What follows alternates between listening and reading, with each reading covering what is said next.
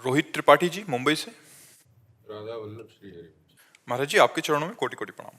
हे गुरुदेव, जैसे त्याग, विरक्ति और उप्रति में अंतर होता है, उसी प्रकार क्या श्री जी की दया, कृपा और करुणा में भी कोई अंतर है? श्री जी की दया, कृपा और करुणा। दया होती अनुकूलता और कृपा होती प्रतिकूलता, और पतित के ऊपर करुणा होती है। सबसे ज्यादा लाभ तो पतित लेता है। जो अपने को दीनहीन पतित समझता है वो करुणा का अधिकारी होता है। और भारी से भारी प्रतिकूलता श्री जी कृपा करके देती है और अनुकूलता दुलार करके देते हैं।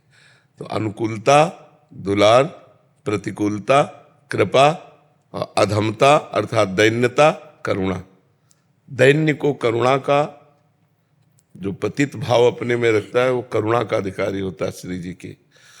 और भारी से भारी प्रतिकूलता में भी श्री जी की कृपा का जो अनुभव करता है वही महाभागवत होता है, और जो अनुकूलता में उनके दुलार का अनुभव करता है वो भक्त होता है।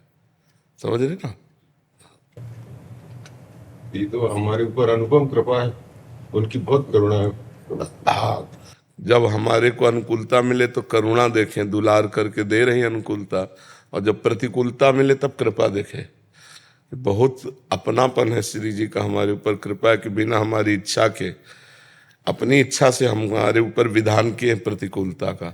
और प्रतिकूलता सदैव भगवत प्राप्ति ही कराता है।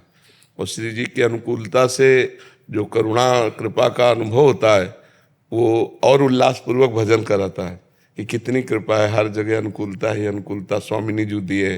और जब प्रतिकूलता होती है तो उससे ज्यादा अनुभव होता है, कितनी कृपा है श्री जी, हर जगह राग हमारा नष्ट कर रहे हैं, अपमान निंदा तिरस्कार प्रतिकूलता, कृपा ही कृपा है। और जब दैन्य होता है तो करुणा का, तो उनकी दयालुता, उनकी कृपालुता, उनकी करुणा का सदैव भक्त अनुभव करता रहता है। ये सब तीनों भगत के जीवन में आती रहती है, कभी दयालुता, कभी कृपा, कभी करुणा आती रहती है।